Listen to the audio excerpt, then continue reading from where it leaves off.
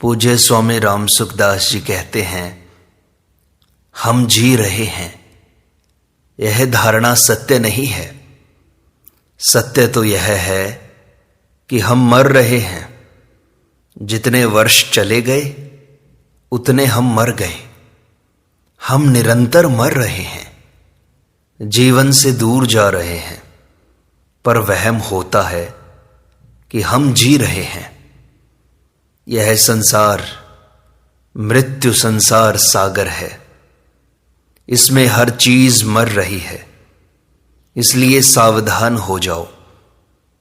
सिवाय भगवान के कोई आपकी रक्षा करने वाला नहीं है।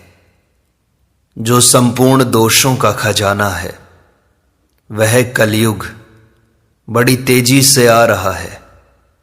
अतः निरंतर नाम जप करते रहें। यह नाम रूपी धन आप निरंतर संग्रह करते रहें। जीवन का कोई भरोसा नहीं है, मरना निश्चित है। सब चीजें महंगी हो रही हैं, भगवान का भजन भी महंगा हो रहा है। मृत्यु का कोई समय निश्चित नहीं है, इसलिए हर समय भजन करते रहो। सर्वेषु कालेषु माम अनुस्मर। हर समय भजन करना बीमा है। बीमा कराकर निश्चिंत हो जाओ। भगवान शंकर के लिए कुछ भी करना, जानना और पाना बाकी नहीं है। फिर भी वे मांगते हैं, प्रार्थना करते हैं। वे कहते हैं, बार बार वर मांग हूं, हर्ष देहु श्रीरंग। पद सरोज अनपायनी, भक्ति सदा सत्संग। संयोग वियोग में संयोग अनित्य है और वियोग नित्य है। जो अनित्य है उसकी इच्छा करेंगे तो रोना पड़ेगा ही। पहले भी वियोग था, बाद में भी वियोग होगा, और अभी जो संयोग है वह भी निरंतर वियोग में जा रहा है। यदि संयोग अवस्था में ही वियोग का अनुभव कर लें तो निहाल हो जाएंगे। सुख देने से अविनाशी सुख मिलता है और सुख लेने से नाशवान सुख मिलता है। सुख दे दो तो वह अक्षय हो जाएगा और सुख ले लो तो वह नष्ट हो जाएगा। चोरी, विश्वासघात आदि करना विवेक शक्ति का दुरुपयोग है। नरक स्वर्ग अपवर्ग निसेनी। यह शरीर स्वर्ग, नरक और मोक्ष की सीढ़ी है और मोक्ष का द्वार है। साधन धाम मोक्ष कर द्वारा। इस शरीर में आकर भगवत प्रदत्त विवेक का दुरुपयोग करके हम नरकों में भी जा सकते हैं और विवेक का सदुपयोग करके मोक्ष भी प्राप्त कर सकते हैं। परमाणु बम आदि बनाना विवेक शक्ति का महान दुरुपयोग है। सूर्य के प्रकाश में मनुष्य वेदों का स्वाध्याय भी कर सकता है और शिकार भी। जैसे भोगों में आसक्त धनी लोग प्रायः सत्संग में नहीं आते, ऐसे ही देवता भी भोगों में आसक्त रहने के कारण भगवान में नहीं लगते। पर वे आए तो मना नहीं है। अम्बरीश, जनक आदि राजा भी भगवान के भक्त हुए हैं। पापी मनुष्य भी भगवान के भक्त हुए हैं। कारण कि मूल में सभी जीव परमात्मा के अंश हैं। अतः परमात्मा की तरफ चलने के लिए किसी को मना नहीं है। मनुष्य शरीर में तोला भर भी शुद्ध चीज नहीं है। यह मलमूत्र बनाने की फैक्ट्री है। अतः मनुष्य शरीर की महिमा नहीं है, प्रत्युत इसके सदुपयोग की महिमा है। जो परमात्मा को प्राप्त हो गए हैं वे जागते हैं, जो साधन में लगे हैं वे सोते हैं, जो भगवान में नहीं लगे हैं वे मुर्दा हैं। जो सोता है वह तो जाग सकता है, पर मुर्दा कैसे जागेगा। रुपए कमाना हाथ की बात नहीं है, पर उसमें रात दिन लगे रहते हैं। भजन करना हाथ की बात है, पर उसे करते नहीं। उम्र भर काम करके लाख रुपए कमा लेना भी हाथ की बात नहीं है, परंतु 1,00,000 3,00,000 भगवन नाम रोजाना ले सकते हैं।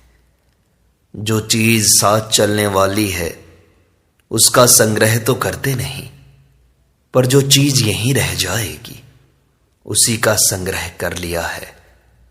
न्यायपूर्वक कमाए हुए धन से ही परोपकार होता है। अन्यायपूर्वक कमाए गए धन से बनाया कुआं किसी के काम नहीं आता। जैसे बीकानेर में एक कुआं ऐसे ही है। अन्यायपूर्वक कमाए गए धन से किया गया परोपकार किसी के काम नहीं आता। जैसे वियोग नित्य है, ऐसे ही अक्रियता भी नित्य है। प्रत्येक साधन के अंत में अक्रिय अवस्था आती है। भगवान के चरणों में स्थित होकर कुछ भी चिंतन न करें, निर्विकल्प हो जाएं, तो भगवान के चरणों में सीधे पहुंच जाएंगे। कुछ करना शेष नहीं रहेगा। भगवान के चरण कहां नहीं है, सब जगह भगवान के चरण हैं। सर्वतः पाणिपादम। स्याही में कौन सी लिपि नहीं है, सोने में कौन सा गहना नहीं है, पत्थर में कौन सी मूर्ति नहीं है। जहां निश्चय करो वहीं भगवान प्रकट हो जाते हैं। प्रहलाद जी के लिए वे खंबे से प्रकट हो गए। परमात्मा मैंपन से भी नजदीक है। उनके शरण हो जाएं। जहां शरण हुए वहीं भगवान है।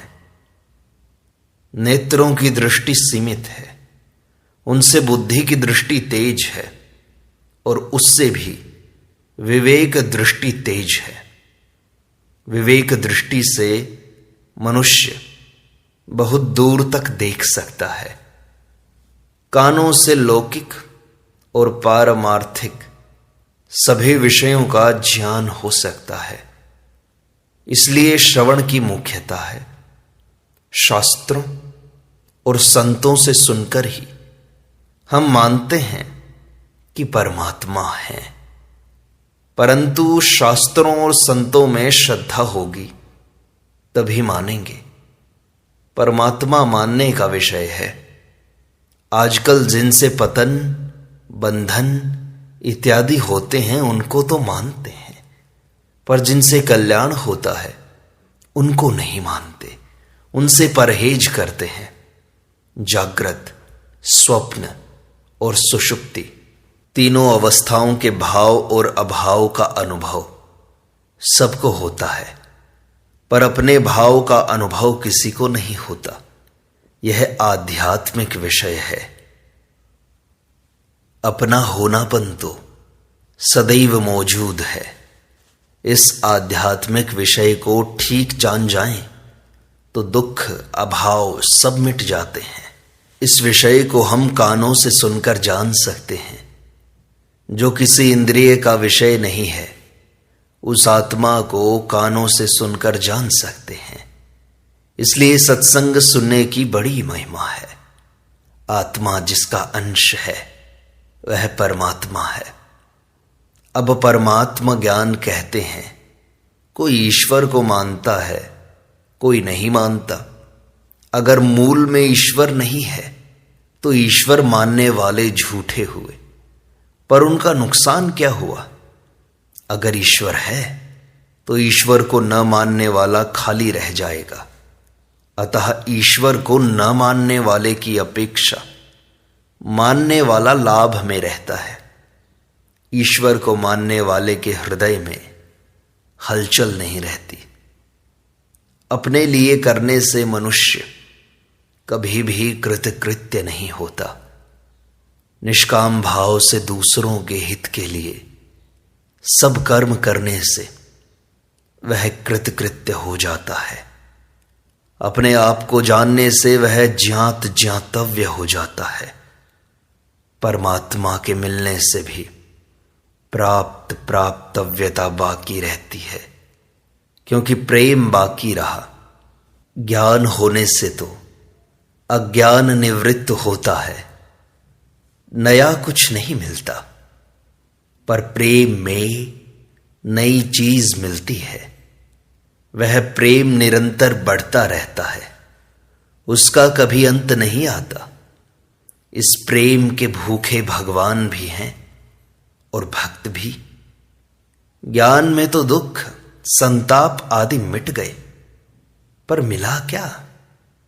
परंतु भक्ति में प्रतिक्षण वर्धमान प्रेम मिलता है। प्रेम में और मिले यह भूख निरंतर बढ़ती ही रहती है। प्रेम में एक रस होता है जिसकी कभी पूर्ति नहीं होती। जैसे सत्संग करते करते तृप्ति नहीं होती, सुनने में एक रस आनंद आता है जिसकी पूर्ति नहीं होती। अर्जुन कहते हैं कि आपके अमृतमय वचन सुनते सुनते मेरी तृप्ति नहीं हो रही है।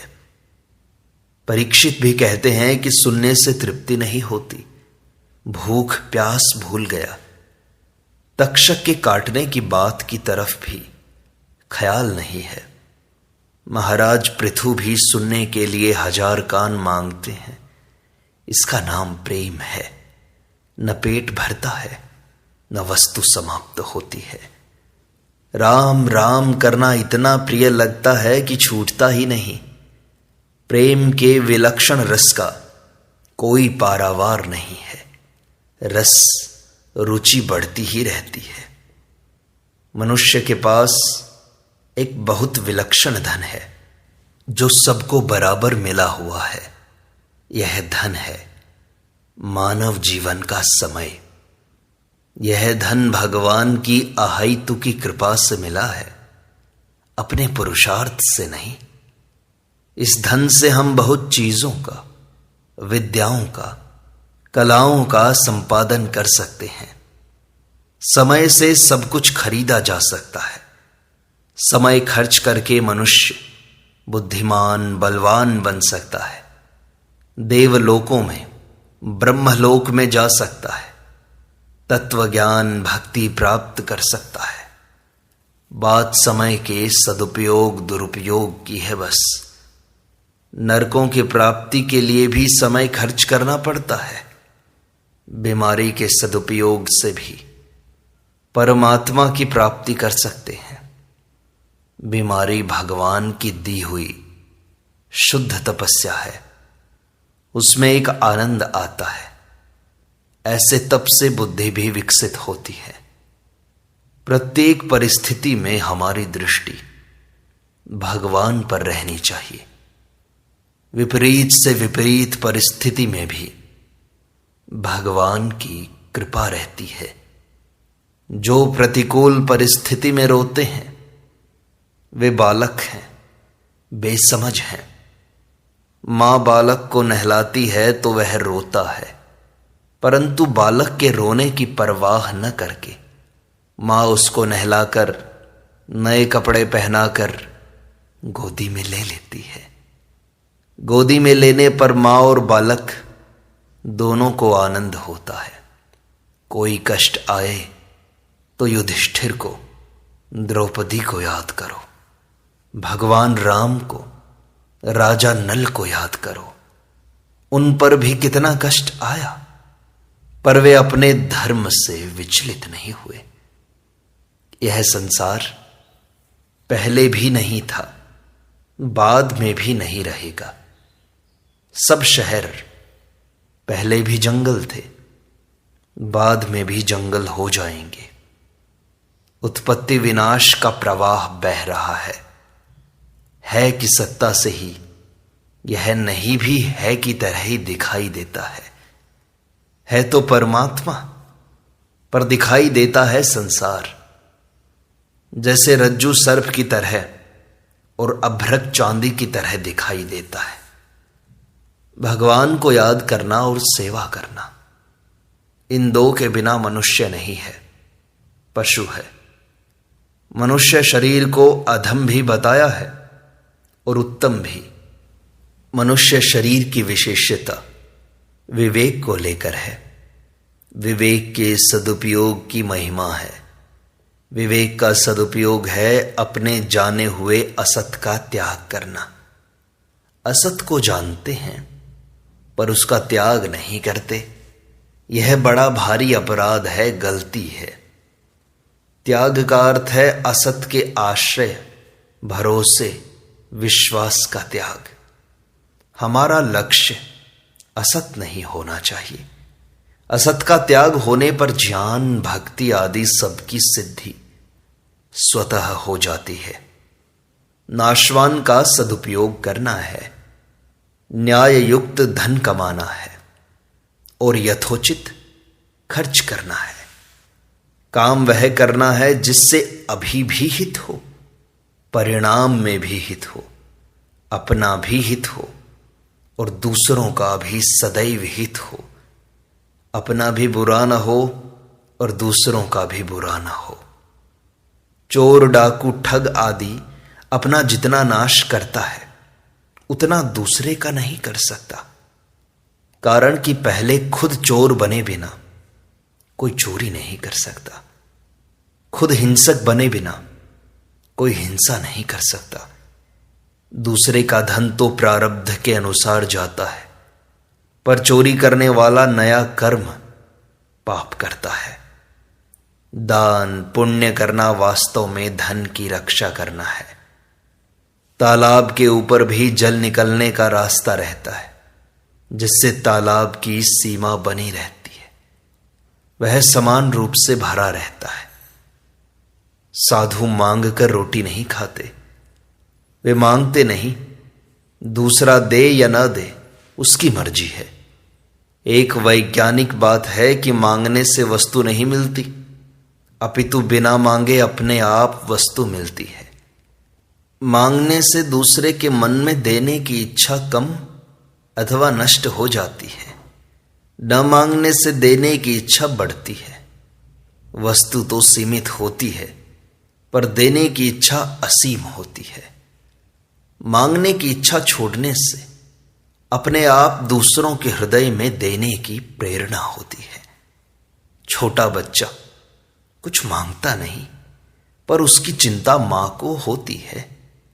बालक बड़ा हो जाता है, तब मां को उसकी उतनी चिंता नहीं होती। मनुष्य वस्तुओं की गुलामी करता है, वास्तव में वस्तुएं मनुष्य की गुलामी करती हैं। सदुपयोग करने से वस्तु अपने आप आ जाती है। प्रत्येक कार्य विचार और विवेक पूर्वक करना चाहिए। पहले विचार करें, फिर विवेक से काम करें। विचार न करने से मूर्खता आती है। जैसे लोगों ने रुपयों को महत्व दे रखा है, वास्तव में रुपयों से वस्तु श्रेष्ठ है, वस्तुओं से स्थावर श्रेष्ठ है, स्थावर से जंगम श्रेष्ठ है, जंगम में गाय श्रेष्ठ है, गाय से मनुष्य श्रेष्ठ है, मनुष्य में भी विवेक श्रेष्ठ है और विवेक से सत्तत्व श्रेष्ठ है। उस सत्तत्व की तरफ ख्याल न करके रुपयों को श्रेष्ठ मानने से बुद्धि भ्रष्ट हो जाती है। मनुष्य की असली इज्जत महिमा विवेक से है। वह विवेक का जितना आदर करेगा उतना ऊंचा उठ जाएगा। भजन ध्यान प्रारब्ध से नहीं होता। यह नया काम है, जो हम करते हैं वह नया काम है, और जो घटना घटती है वह पुराने कर्म का फल है। प्रारब्ध और पुरुषार्थ का विभाग अलग अलग है। भजन ध्यान दान पुण्य तप तीर्थ आदि नए कर्म हैं। धन पुत्र आदर सत्कार निरादर निंदा प्रशंसा आदि प्रारब्ध से होने वाले हैं। इसलिए अपने प्रारब्ध को स्वीकार करके भगवान की शरण में चले जाओ, तभी हमारी मुक्ति संभव होगी। शेष अगले अंक में।